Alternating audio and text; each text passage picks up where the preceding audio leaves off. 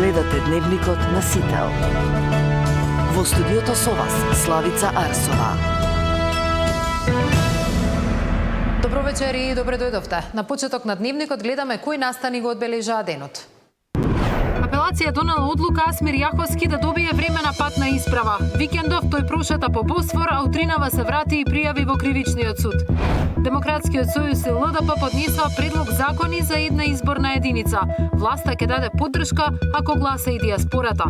Формулацијата сегашен за македонскиот идентитет нема да биде прифатена. Мицковски контра барањата на бугарските европратеници за амандмани на резолуцијата во Европскиот парламент.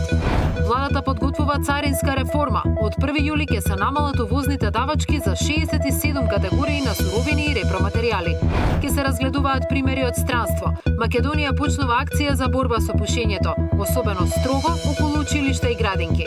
Пресврт на изборите во Полска, конзервативецот Карол Навроцки, од непознат историчар, стана нов председател. Во тема на денот ќе разговарам со пратеникот и поранешен министер за земјоделство Љупчо Николовски, кој ќе го прашам за негова оценка за досегашните политики во земјоделието на владата, но ќе разговараме и за блокираните евроинтеграции, како и за очекувањата на СДСМ за исходот од предстојните локални избори. Останете со нас, почнуваме со Дневник.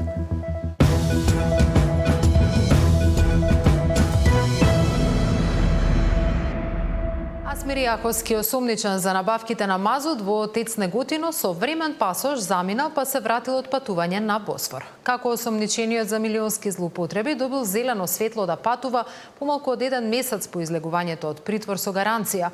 Апелација која донела одлуката вели дека согласност имале и од јавното обвинителство. Даниел Василев има детали. Газдата на Пуцко Петрол Асмир Јаховски е вратен во Македонија и утрово се пријавил во кривичниот суд откако претходно викендов беше на патување во Турција со времен пасош. Јаховски според одлуката на апелацискиот суд со која мерката притвор беше преиначена во мерки на предпазливост, има обврска секој прв понеделник во месецот да се јави во кривичниот суд, што и го сторил. Но како Јаховски го добил времениот пасош кој ќе може да го користи во следните 6 месеци. Според МВР, времената патна исправа на газдата на Пуцко Петрол му е издадена по одлука на апелација.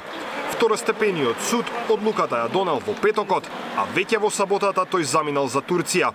Лицето за кое прашувате остварило излез од Република Северна Македонија на граничен премин Богородица на 30 маја се вратило во државата на 2 јуни преку граничен премин Богородица. Имено, лицето извршило излез од државата со патна исправа со ограничен рок на важење издадена од МВР по претходно донесено решение на апелационен суд со кое се дава согласност на лицето АЈ да му се издаде патна исправа со ограничен рок на важење. Велат од МВР. Посоченото решение од МВР се уште не е заведено во системот на судот и не може да се прочита точната одлука. Но од апелација за Сител со појаснување. Јаховски барањето го поднел на 12 мај во Кривичен. Кривичен го одбил, па апелација одржала седница на 29. Постапувајќи по жалба на осомничениот, истата делумно ја уважил на начин што дадена е согласност за издавање нова патна исправа на осомничениот Асмир Јаховски, но со ограничен рок на важење од 6 месеци сметано од денот на издавање.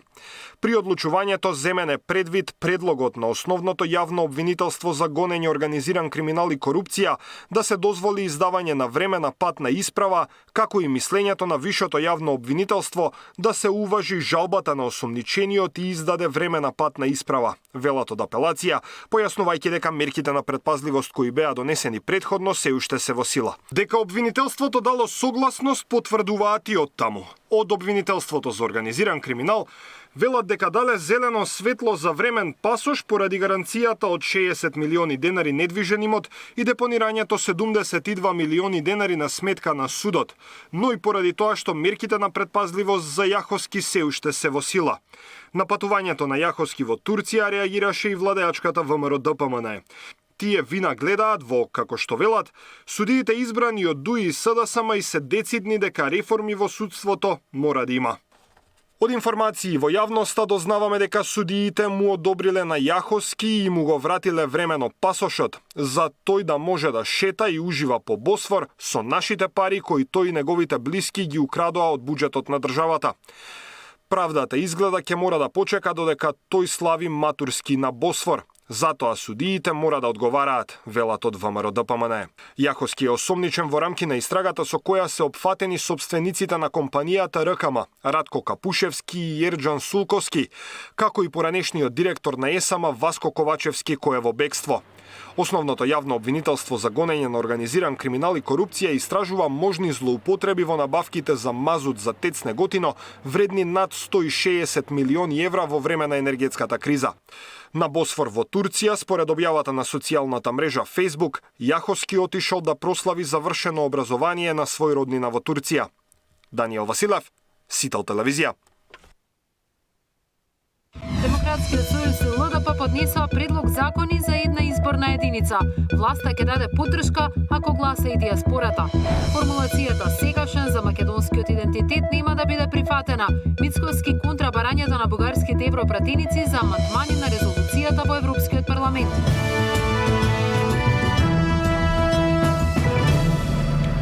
Информација која беше објавена попладнево, владата до претениците го доставила предлогот за избор на нов министер за здравство и нов заменик министер за земјоделство по оставката на Арбен Таравари и Фљакрон Беџети. На собраниската веб страна осамна предлозите кои владата ги доставила во петокот, нов министер за здравство да биде поранишниот министер за информатичко општество и јавна администрација Азир Алиу, а нов заменик во земјоделие да биде Албрим Хоџа, поранешен вработен во општина Струга. Предлогот Македонија да стане една изборна единица повторно ја отвора дебатата за фер и инклузивен изборен модел. Демократскиот сојуз и ЛДП иницираат законски измени со кои се укинува постојниот модел со 6 изборни единици, а се предлага единствена изборна зона со цел да се обезбеди поголема застапеност на помалите партии и реална политичка конкуренција. Идејата добива поддршка од премиерот Мицковски, кој нагласува дека потребно е политичките партии да седнат и да постигнат согласност. Според него ВМРО-ДПМН е подготвена да ја поддржи оваа промена под услов во изборниот процес да биде вклучена и диаспората. Се чини дека на повидок е поширока поддршка за модел што долго време се сметаше за клучен тест за демократизација на изборниот систем. Демократскиот сојуз и ЛДП поднесоа измени на изборниот законник со кој се предлага Македонија да биде една изборна единица. Првиот човек на ДС, Павле Трајанов, вели со ова составот на парламентот ќе биде реален одраз на определбата на граѓаните. Ќе се демонтира еднопартискиот начин на владење. Зборуваме дека досегашните промени на власта, каде што доминира една политичка партија, дека во суштина сите други чинители се елиминирани од учество на носење на крупните круцијалните одлуки. Тежината на пратеникот ќе биде иста, а не како досега. Например, во 6-та изборна единица се бира пратеник со 6300 гласови, а во 3-та изборна единица со 10. Това значи дека немат иста поддршка пратениците. Трајанов вели дека Демократскиот сојуз повеќе од 15 години ја актуализира потребата од корените измени на изборните правила, а последниот обид, како што рече, беше блокиран од СДСМ и ДУИ. Ниту предлогот на ЛДП за една изборна единица и отворени листи не е нов. Нивните пратеници и во двата претходни парламентарни состави поднесуваа предлог закони за истата реформа, но тие не добија поддршка. Пратеничката група на ВМРО-ДПМН ќе поддржи Македонија да биде една изборна единица, но со право да гласа и диаспората, изјави премиерот Мицковски. Тој вели партиите досега не седнале да се усогласат околу ова прашање, но дека доколку се направат потребните подготовки во дипломатско-конзуларните представништва, промените може да се применат до наредните парламентарни избори во 2028. Еве, јас дадов предлог да имаме една изборна единица со можност да гласа и диаспората, онаму каде што законите и уставот на државите дозволува тоа да биде и надвор од дипломатско-конзуларните представништва. Не сме седнале до сега да разговараме со никога на оваа тема, но принципелно како ВМРО-ДПМН реков, еве ги ќе повторам, пратениците од пратеничката група на ВМРО-ДПМН, ние ќе поддржиме една изборна единица во која што право ќе има да гласа и диаспората. Идеите за една изборна единица одамна се провлекуваат низ политичките кругови, но ниту една досега не стигна до целосно усвојување. Во Македонија моментално се гласа по пропорционален изборен модел со 6 изборни единици, од кои од секоја се избираат по 20 пратеници. Мартин Арсов, Сител телевизија. Кон Криволак почна големата НАТО вежба Брз одговор 2025, во кој учествуваат над 2200 војници од 9 земји членки на Алијансата. Целта на оваа мултинационална вежба е да се тестира подготвеноста на НАТО за брз и ефикасен одговор на потенцијални безбедносни закани во регионот. Вежбата представува значаен момент и за Македонија како домаќин и членка на НАТО, демонстрирајќи ја нејзината стратешка важност и посветеност кон колективната безбедност. Ивана Соколович Најдова известува од Криволак. Од 1200 војници, дел од армиите на 7 земји членка на НАТО Алијансата и 2 партнерски земји овде на армискиот полигон во Криволак ја изведоа вежбата Брз одговор 2025. Секој од армиите ги покажа своите борбени способности, покажа дека само со сојузништво и заедништво може да се делува одговорно и да се обезбеди мирот и стабилноста не само за регионот, туку и во мисиите каде што се учествуваат НАТО мисиите. За првите луѓе на генералштабот и на државата ова е доказ дека Македонија гордо и стабилно чекори како дел од Алијансата на НАТО организацијата. Порачаа дека ова е и голем тест за македонската армија која што овде ја представува својата борбена подготвеност со 950 војници, најмногу кои што се вклучени во ова акција како домаќин на самата меѓународна вежба. Еве ги нивните пораки. Вежбата Брз одговор 25 е повеќе од демонстрација на борбена готовност и способност. Таа е доказ на силата и посветеноста на Алијансата. Таа е доказ дека неуморната работа на учесниците на вежбата нема за цел само да се подобрат капацитетите и способностите, туку и да се изгради доверба, интероперабилност и меѓусебно почитување. Оваа вежба е доказ за силата и смртоносноста на колективната одбрана и нашата посветеност на една стабилна и безбедна Европа. Сакам да ја изразам нашата исклучителна благодарност на Северна Македонија за нејзината импресивна и непоколеблива посветеност на регионалниот мир и безбедност.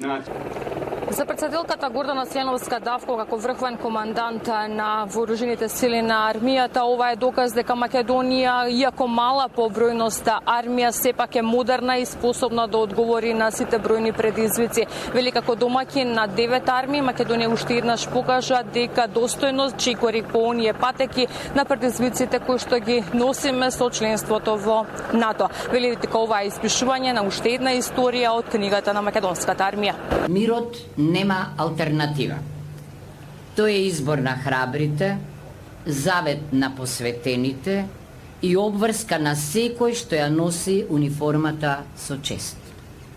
Денеска овде, на полигонот Криволак, не испишуваме само уште една успешна страница во историјата на нашата армија, туку ја потврдуваме определбата да бидеме дел од оние што го штитат мирот како врвен цивилизацијски идеал. Вежбата представува јасна демонстрација на посветеноста на македонската армија кон националната и регионалната безбедност, како и стабилноста на Алијансата. Преку планирање, организација и реализација на ваков тип на вежби, заедно со Американската армија, командата на копнените сили на САД за Европа и Африка, ја зајакнуваме подготвеноста на НАТО и интероперативноста меѓу нашите сојузници и нашите партнери. Во едночасовната мултинационална вежба армиите над 9 држави ги покажа своите борбени активности, а овде своји демонстрации покажа и грчките тенкови Леопард, борбените хеликоптери Апачи, минофрлачите од 120 мм, транспортни хеликоптери Ми-8 и 17, оклопни возила, транспортни медицински хеликоптери Black Hawk и инженерски возила Хаски.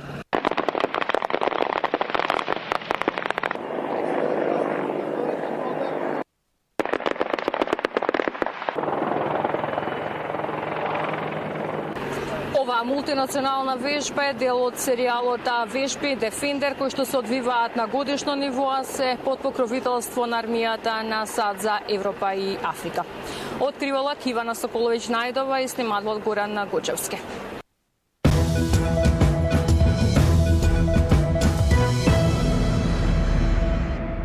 денот, како што најавив поранишниот министер за земјоделство, актуелен пратеник од СДСМ Љупчо Николовски. Добро вечер и благодарам што сте во тема на денот. Добро вечер, Славица, поздрав на вас и на сите гледачи. Ќе ви го поставам првото прашање, иако ќе антиципирам дека ќе дадете одговор негативен кон состојбите. Каква е вашата оценка за состојбите во секторот земјоделство, од каде што бевте долгогодишен министер, но конкретно каде гледате проблеми, бидејќи претпоставувам дека ќе критикувате, конкретно што сметате дека е проблем во овој момент? Ако збориме за една година во која што еве се очекуваа резултати или политики во делот на секторот земјоделство, може да се каже дека од една страна ги продолжија политиките кои што беа успешни во претходниот период. Сите тие политики се критикуваа, сега се продолжуваат. Нема нови, нема нешто што е ново за земјоделците, меѓутоа има многу укинати програми и мерки што сметам дека се проблем. Проблем е што се намалени субвенциите кај сточарите. Ние 2024 година ја најавивме како земја за развој на сточарството со голем пакет со фокус на сточарството. Наместо тоа, ова година очекувавме 20.000 денари да биде субвенцијата кај говедата, како што беше утврдено, сега се намалува на 8. Се укинуваат мерките за предадено јагне во кланични капацитети, сите контролирани мерки во делот на сточарството. Меѓутоа и субвенциите во делот на сточарството, каде што имаме кризи во целиот овој период и каде што треба да се инвестира, еве не се исплаќаат. Се укинуваат програмите за малите земјоделци, нешто што беше целосен фокус наш. Затоа создадовме над 4000 мали оператори со храна. Не се тоа само мали винари и дестилери, туку и мали, најголем дел производители кои што од дома, од праг, со новата реформа може да продаваат било какви македонски производи, финални. Сега тие програми се укинуваат, а за големите се укинува лимитот на субвенции, односно секој субјект кој што можеше да добие до 18 милиони денари субвенции, сега тој праг се укинува и големите компании може да добијат и до 1 милион евра и таму ќе се фокусираат парите. Токму тоа занемарување на малите земјоделци, на производителите на храна, сметам дека е проблем и укинувањето на моделот на субвенции. Укинувањето на нов модел на субвенции кој што ќе се согласиме сите дека па дури и медиумите и професионалната јавност постојано бара и критикуваа дека мора да имаме модел на субвенции кој што ќе биде врзан за производството и не за сите култури, за се и се што, туку да бидат селектирани битните. Го направивме тоа, селектиравме 25 битни култури, стратешки за државата, се воведе овој нов модел на субвенции, се поврза со производството, да го пријавите тоа што го произведувате, па да добиете субвенции, но и да добиете 30% авансна исплата пред почетокот, значи во тековната година, што досега не беше случај. Го започнавме тоа, започна примена на новиот модел, земјоделците започнаа да добиваат за прв пат 30% авансна исплата, и сега гледаме дека и тој модел, односно се укинува и се враќаме по старо. Би рекол дека или зелената нафта. Се уште, еве, земјоделците бараат, се распишуваше во март-април, за да дојде во август, кога започнуваат сите операции кај земјоделците, да ги добијат картичките. Тоа е мерка која што е успешна и сметам дека се она што е успешно треба да се продолжи. 10 милиони евра е токму мерката која што успешно системски се воспостави за зелена нафта. Меѓутоа, се уште нема најава дека воопшто ќе биде распишан повикот за зелена нафта. Ние поставивме повеќе прашања и до ресорниот министер во парламентот и дел од притисокот кој што го направивме даде резултат. Еве се распиша програмата за свежо овошје за децата и учениците и тоа го прашавме до каде. Меѓутоа, она што е за зелената нафта како мерка го нема и за прв пат би рекол од основање на платежната агенција и на воспоставување на овој систем на субвенционирање, се уште не е започнато пријавувањето за оваа година за субвенции од страна на земјоделците. И би рекол дека еден од најголемите проблеми е занемареноста на европските фондови и на тоа што бевме лидери, а тоа е ИПАРД 3. Станавме лидери во ИПАРД 2 програмата која што се имплементираше во период од 2017 до 2023 година, ако во ИПАРД 1 до тогаш искористеноста беше 18%, еве самите тие потврдуваа директорот и министерот дека над 85% е искористеноста. Тоа не доведе до првото место заедно со во сите земји кои што се корисници, од нас учат сите земји како да го имплементираат ИПАРТ и како да направат максимална искористеност. Први ги акредитиравме мерките во ИПАРТ 3 програмата, но денеска имаме загриженост и разочарување во Брисел, бидејќи и ние контактираме со надлежните кои што ја следат оваа состојба и се одговорни, заради повеќе работи кои што не се преземаат, не се склучуваат договорите на време, се враќаме на стариот принцип да се чека по година и повеќе од година денес да се добие договор, каснат исплатите, се демотивираат кадрите, има разместување во агенцијата, заменуваат вработени од платежната агенција, нема план за акредитирање на мерките и на овој начин ние добронамерно алармиравме и постојано тоа го збориме се со цел да ја задржиме таа позиција. Меѓутоа, очигледно, интересот воопшто не е да се работи на оваа тема. И директорот воопшто не се ни појавил на последниот мониторинг состанок со делегацијата која што дојде од Брисел. Има сериозна загрижувачка состојба, би рекол, во делот на тоа да другите земји се од регионот се пред нас, Албанија, Црна Гора и останатите. А ние ако во нешто бевме успешни, тоа беше ИПАРТ 2 програмата. Не само во делот на ова ИПА компонента. Оние кои што се надлежни во Министерството за финансии за сите 5 компоненти за искористување на европските фондови и во останатите сектори има 5 компоненти, беа горди што имаме Македонија е лидер во една компонента и внатре бевме компонента која што најмногу искористена ИПАРТ 2 програмата, но и во регионот покажавме лидерство, знаење, капацитет, воспоставивме систем и доколку засилено се одвиваше и оваа европска интеграција, и доколку се деблокираше овој цел процес, ние на дофат ни беа 1 милијарда и 100 милиони евра само во една програма, тоа е програмата за рурален развој за следните 7 години, неповратни средства, неповратни фондови, грантови, а не задолжувања и она што го гледаме за прв пат, склучување на билатерални договори и лутање во делот на таа политика. Меѓутоа, ако се концентрираме на земјоделството, би рекол укинувањето, враќањето на стариот модел, укинувањето на авансната исплата, на програмите за малите производители, на сметка на форсирањето на големите и покачувањето на лимитот до 1 милион евра за одредени корисници, тоа се неколку компании кои што ќе добијат големи износи на средства, доцнењето со мерките и политиките, но и на целосната непосветеност и враќање назад во ИПАРТ 3 програмата. Во делот на ИПАРТ вие ова и како пратеничко прашање, мислам дека го упативте до министерот, тој во гостување во тема на денот рече дека моментално од ИПАРТ 3 искористеноста е 60%, а денеска на партиска трибина директорот на Агенцијата за финансиска поддршка во земјоделието токму после вашите критики рече дека до 90% и повеќе од тоа очекуваат да биде искористеноста од ИПАРТ 3 програмата, што не кореспондира со критиката. Не би знаела каде е вистината, меѓутоа нивното тврдење е дека ќе има и повеќе искористеност отколку ИПАРТ 2 која што имала рекорд од 85%. Значи тие признаваат дека ИПАРТ 2 програмата која е спроведувана во целосен период кога сум бил министер, сме лидери, односно во сите 7 земји сме први. И тоа сметам дека треба сите да се гордеат со таа работа. Тоа е дело на многу професионалци, пред се во Министерство за финансии, во платежната агенција, во Министерството, во сите сектори кои што управуваат со овие фондови. И тоа треба да е пример за сите останати сектори и сегменти. Како треба да се искористат европските фондови. Во ИПАРТ 1 за време на ВМРО-ДПМН во претходниот мандат искористеноста е 18%. Колку е буџетот за ИПАРТ 3? Тоа е 97 милиони неповратни евра европски пари. Кога го прашавме министерот во парламентот и одговори точно на прашањето со бројка, искористеноста до овој момент од овие 97 милиони е 3 милиони и 500 илјади евра. Толку се исплатени до овој момент. И тоа е точно.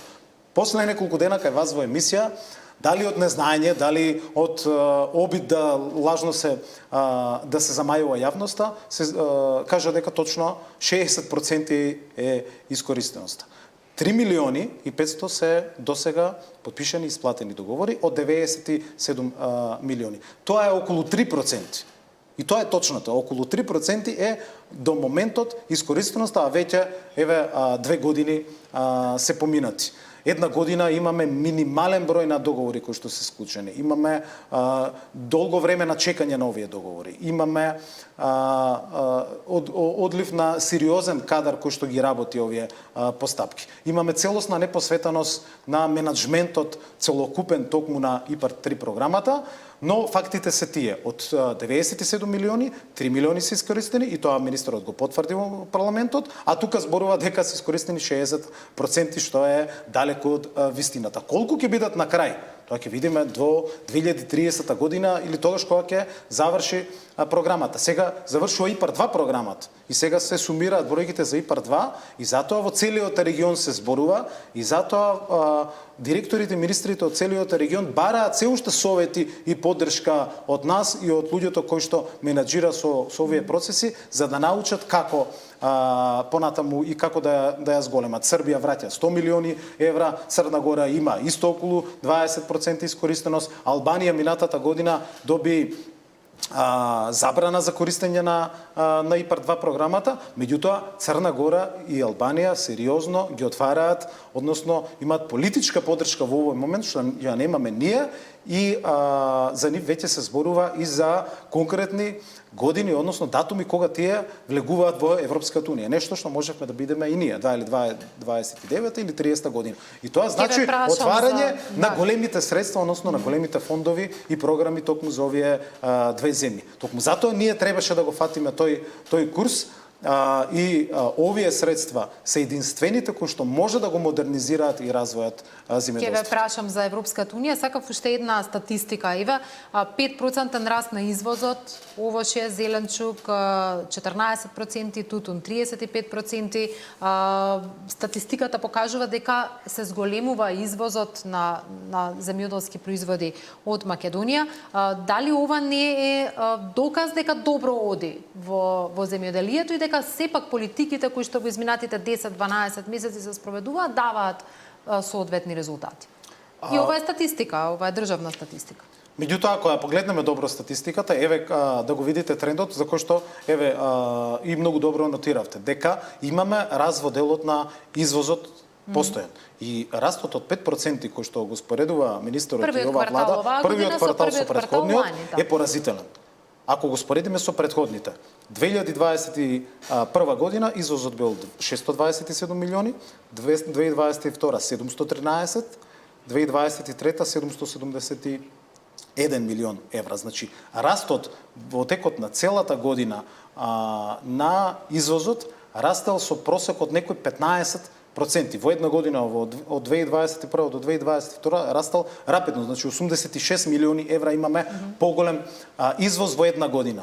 А сега имаме 11 милиони евра само во еден квартал. Што значи ако се задржи тој тренд, растот ќе биде помал од тоа што бил во претходните 3 години. Односно, овој е најмал раст кој што го имаме во последните 3-4 години, а кој што е резултат на системските политики и поддршката во делот на земјоделството, вклучително искористувањето на европските фондови. Има сега еден нов закон прикачена на ЕНР, се очекува за 20 на 30 дена да влезе во собраниска процедура за земјоделско производство и рурален развој. Од оние звучни мерки кои можев да ги забележам таму е поддршката за млади земјоделци, за семејства кои што би одлучиле наместо во град да живеат во село, да се бават со земјоделство, 100.000 евра. Тоа е нешто што вака звучи атрактивно, особено ако ја видиме статистиката дека се помалку земјоделци имаме. И тоа не е резултат само на политиките, туку и на иселувањето и на преселбата од село во град и така натаму различни анализи има околу тоа прашање. Дали СДСМ ќе го поддржи во собранието ова законско решение кое предвидува вакви мерки кои треба да го заживеат овој сектор? Добро е што после една година конечно имаме закачен еден закон од земјоделството на ЕНР, уште не е во собраниска постапка и тоа беше една од критиките заради тоа што една година немаме еден реформски закон кој што е донесен. Претходно ги донесовме закон за виното и закон за советодавни услуги, за рибарството, за финансиска поддршка, за сточарството, значи многу закони се донесоа системски и редно беше да имаме еден предлог. Работевме постојано и ние во претходниот период, јас ја формирав работната група, работеше на овој предлог, гледаме дека нацртот и она што е денеска е многу сличен, меѓутоа ќе ги дадеме нашите забелешки. Има многу забелешки први во поглед на укинувањето на авансната исплата. Еве се укинува со закон она што земјоделците денеска го имаат. Тие денеска знаат дека во последните 2 години благодарение на поддршката и барањето што поредовни да бидат субвенциите и усогласувањето со европскиот систем на субвенционирање, би рекол, и на европските политики, додовме до авансна предвремена исплата на крајот на годината од 30%. Веднаш после аплицирањето. Со овој закон тоа се укинува и се укинува уште една работа во законот каде што велиме дека досега во законот постојниот се вели дека субвенциите се исплаќаат во тековната година календарска, а по исклучок заради обезбедување на финансиски средства најдосна до 30 јуни следната година. И сега 30 јуни се брише, што значи отвора простор повторно да имаме неисплата на субвенција од повеќе години кои што ќе се акумулират, односно да се изгуби редот кој што беше главна критика во претходниот период. А во однос на мерки кои што еве и оваа мерка која што ја потенциравте, ние сметаме дека не е европска, дека треба да биде прилагодена на европските директиви и да биде усогласена со заедничката земјоделска политика, заради тоа што и при користењето на ИПАРД фондовите. И во овој момент ние имаме можност за 70% поддршка за младите земјоделци за проекти во сите овие мерки на ИПАРД кои што ги имаме акредитирано. Некои од мерките достигнуваат и до 1 милион или 1 милион и 500.000 евра поддршка за инвестиции и така натаму. Значи не може да се преклопуваме и треба внимателно да се разгледаат овие мерки кои што се предлагаат и претежно да се ориентираме кон искористување на фондовите кои што Европската унија токму за истите намени, за поддршка на младите и форсирање при самото бодирање на сите овие проекти кои ги користиме европските пари, младите имаат предност и сметам дека тука треба да се насочиме, не да имаме мерки кои што се некаква си козметика. Меѓутоа, оставаме да во овој период го разгледаме внимателно целокупниот закон. Ние досега, ако погледнете, јас се водам комисијата за земјоделие, ние во собранието ги поддржавме сите предлози кои што дојдоа од владата. Да, нова влада се согласува со законот за организација на органи на државна управа, немаше некој посуштински закон.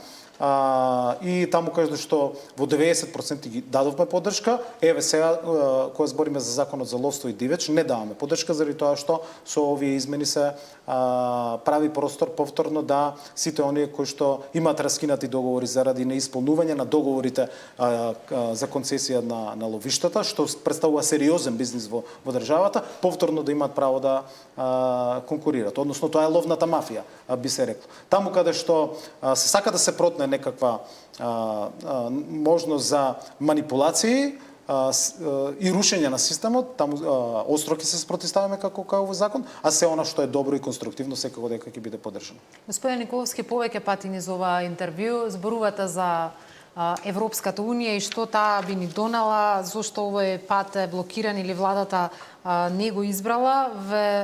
Гледав и на обраќање во Крива Паланка, во вашето родно место, и таму зборувавте во овој дел токму дека владата ја заменила европската перспектива со националистичка хистерија. Следите ли што се случува во Европскиот парламент и дека од бугарска страна од нас се бара наместо посебен идентитет и посебен јазик да напишеме дека тоа е сегашен идентитет и сегашен јазик, како да е хистеријата на друга страна, а не во Скопје? Такви провокации од бугарска страна и на ниво на Европскиот парламент не е прв пат да има, и тоа не треба сега да се генерализира и тоа да биде главната тема. Ја не очекувам Европскиот парламент тоа да го прифати. Ние даваме како СДСМ целосна поддршка и се обративме, одговоривме на повикот на премиерот. Еве, оставивме нели година дена за нова преговарачка рамка. Промена, нема промена. За уставни измени со одложено дејство. Ниту тоа не се избокса од страна на владата. Нема подобра позиција во целата оваа година. Затоа сум јас лично уверен дека ние ниту систем ќе направиме без Европската унија, ниту пак оваа влада сака да искрено ние да влеземе во Европската унија, ако ги земете сите аспекти да ги анализирате од постапувањето. Еве, не интересира ИПАРД, не интересираат европските неповратни пари и така натаму, а нема друга алтернатива. Младите немаат друга алтернатива освен осигурување на европската иднина. И тоа се случува во период кога Албанија се одвојува од преговорите, кога Црна Гора веќе влегува, а ние тапкаме во место, и тоа ќе биде уште една поголема причина за најголемиот проблем кој што го имаме, тоа е иселувањето. И затоа како млади луѓе имаме одговорност да апелираме да не се губи време и да се заокружи тој процес. Да нема страф од тие уставни измени. Да, ама како да се направат уставни измени ако од другата страна велат немат идентитет? Тоа е некој сегашен идентитет. Македонскиот јазик и идентитет се гарантира и со францускиот договор или со европскиот договор, како сакате. Ние нема поголема од гаранција од тоа што сме подпишале договор со Европската унија на македонски јазик. Тоа е договорот за Фронтекс. Договорите со Грција и со Бугарија се подпишани на македонски јазик. Јас бев во Брисел на скрининг процесот и првата меѓувладина конференција и скрининг процесот се одвиваше на македонски јазик. Тоа е посилна потврда низ официјалниот пат на преговори со Европската унија од ваквите провокации на кои што точно ние ги осудуваме, нема да подлегнеме, ние даваме поддршка на тоа што го бараше премиерот и очекуваме дека откако ќе биде изгласана ова декларација и Европскиот парламент ќе потврди заради тоа што векове не македонскиот јазик и идентитет и посебност. И тоа е јасно, меѓутоа ние даваме поддршка на тој процес. Председател разговараше со партијата на европски социјалисти, со секретарот и со нашите сестрински партии. Ова провокација доаѓа од сестринска партија токму на оваа владеачка коалиција, односно на сестринска партија на ВМРО-ДПМН. И верувам дека и таа пречка ќе биде отстранета и дека Европскиот парламент нема да го прифати тоа амандман еве денеска за кој што слушаме, меѓутоа дека тоа ќе биде доволно веќе за да премиерот и владата застанат цврсто и одлучно токму на патот што е стратешка цел, на она што граѓаните утврдили уште пред со самата независност дека после НАТО и Европската унија е стратешка цел на државата и дека нема да скршнеме тој правец, нема повеќе да го губиме времето и дека ќе оствариме оваа цел, ќе дојдеме до европскиот пазар, до големите европски фондови, дека паралелно со овој процес на преговори ќе градиме систем, ќе се реформираме, меѓутоа и ќе ги создадеме шансите на младите да останат тука, бидејќи тие друга алтернатива не гледаат. Липчо Николовски во тема на денот, благодарам за гостувањето. Благодарам и на вас. А фармерите и млечната индустрија денеска во фокус со заедничка прослава на Светскиот ден на млекото. Битолска млекара и земјоделците од Пелагонија ја истакнаа клучната улога на фармерите во домашното млекопроизводство, оценувајќи ја нивната работа како од национално значење за безбедноста и развојот на агросекторот. Фармерите од Пелагонија и Битолска млекара го одбележуваат Светскиот ден на млекото и денот на фармерите. Според најголемиот производител на млечни производи во државата, улогата на фармерите е од национална важност за млечната индустрија. Да ја направиме оваа дејност атрактивна за младите генерации, да придонесеме сите заедно за незината технолошка модернизација, преку роботизација, модерен фармски менеджмент со цел да се зголеми продуктивност. А сето тоа со цел 100% од произведеното млеко во државата да биде со европски квалитет.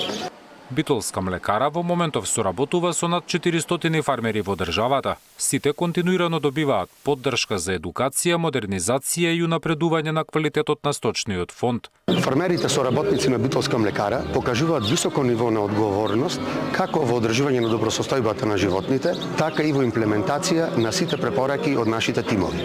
Денес ги славиме резултатите од минатата година, но сепак нашата долгорочна цел останува јасна: производство на што поквалитетно млеко како основа за долгорочен раст.